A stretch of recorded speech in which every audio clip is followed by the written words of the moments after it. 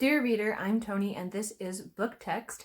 Happy Victober! Victober started yesterday, so you can imagine I already have some Victober books on my weekly reads because it's happening right now. I'm so excited. I hope you're excited too. So I have my weekly reads today, my Friday reads. I'm going to talk about what I've finished in the last couple of weeks, what I'm currently reading, and what I hope to pick up next week. But first, our word of the day is another great Victorian slang term.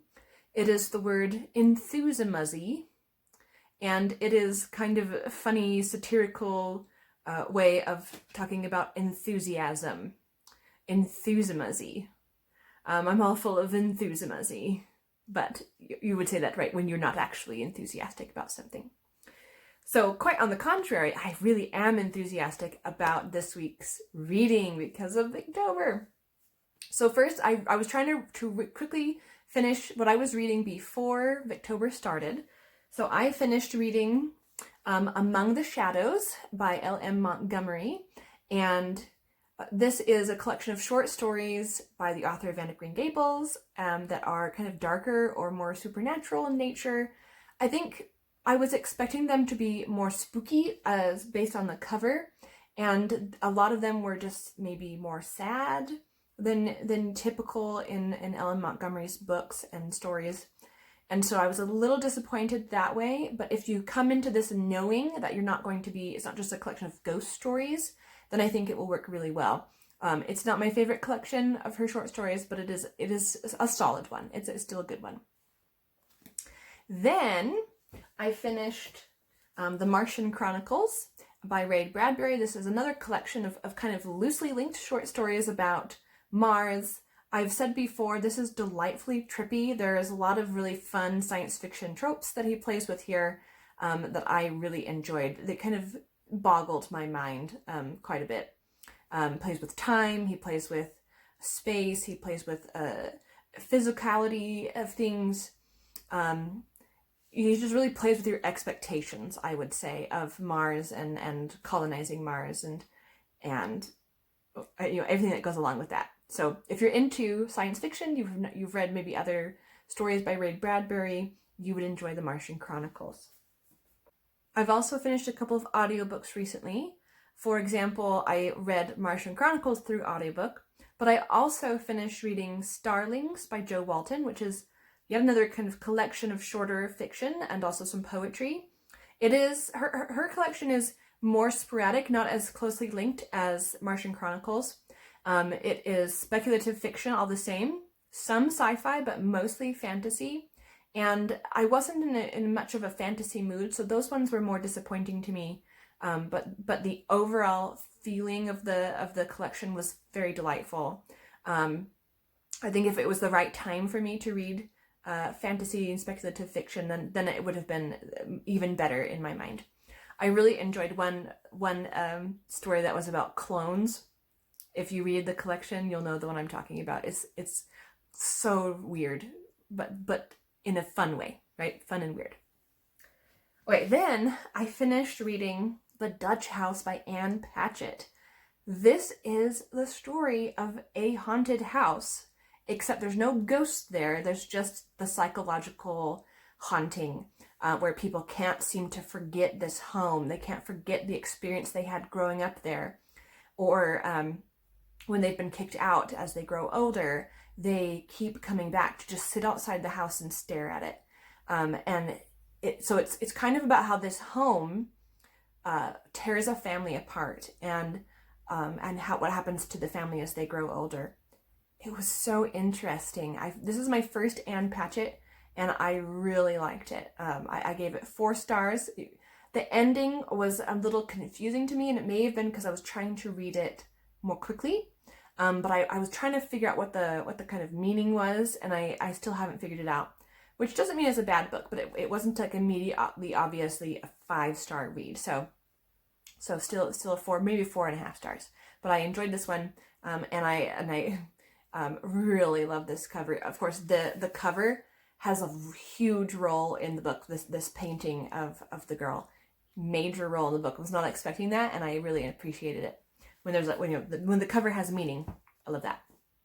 So that's what I finished. I am putting on hold my story a day, poem a day, essay a day.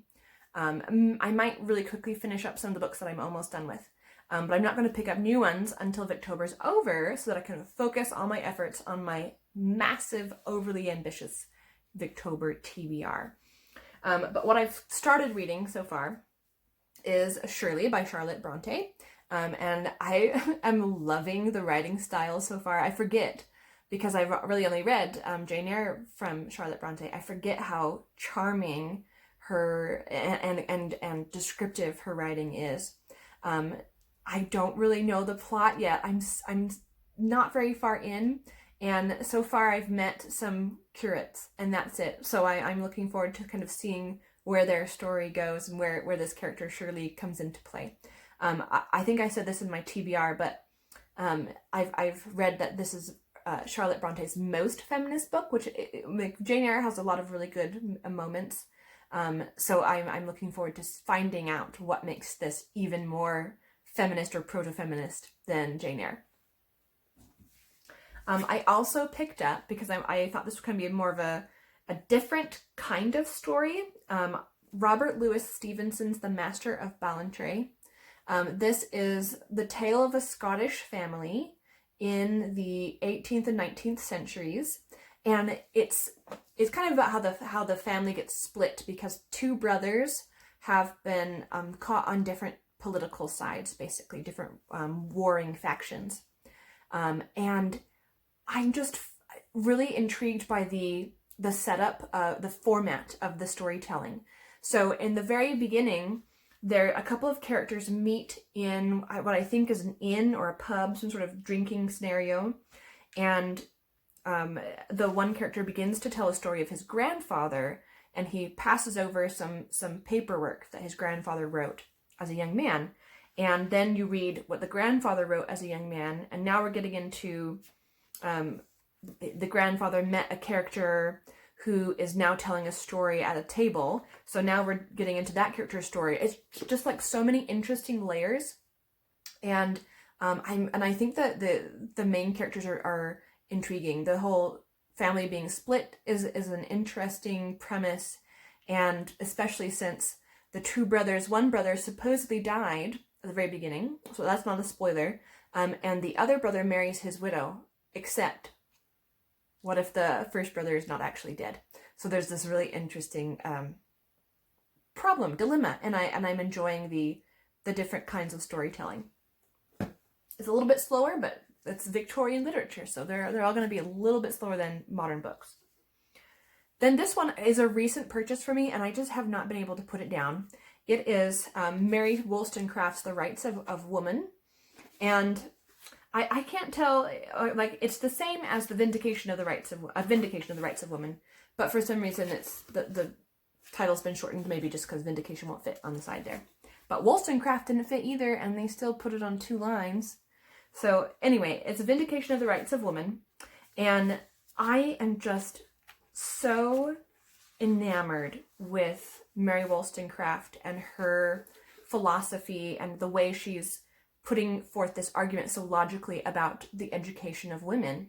And of course, she's writing this in the 1790s. It was published in 1792.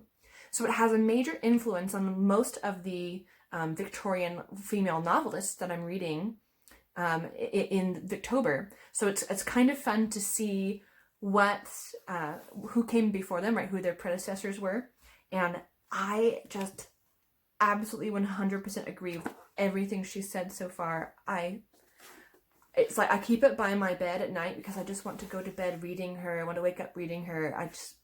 Mary Wollstonecraft is my new literary crush. She is going to be my bosom friend forever, I think. So I'm enjoying that. That's what I'm currently reading. Now, I would love to pick up. I'm hoping that I can get a fair amount of the way through at least the Master of Balantree, if not Shirley, so that next week I can pick up The Warden by Anthony Trollope. This is the first of his Barsetshire Chronicles, and because it's less intimidating than some other Victorian literature, I'm excited to kind of dive into it. I have read the introduction, but I'm I'm waiting to start it until I get a little bit ways into the other books. That is an exciting, hopefully new book to read next week.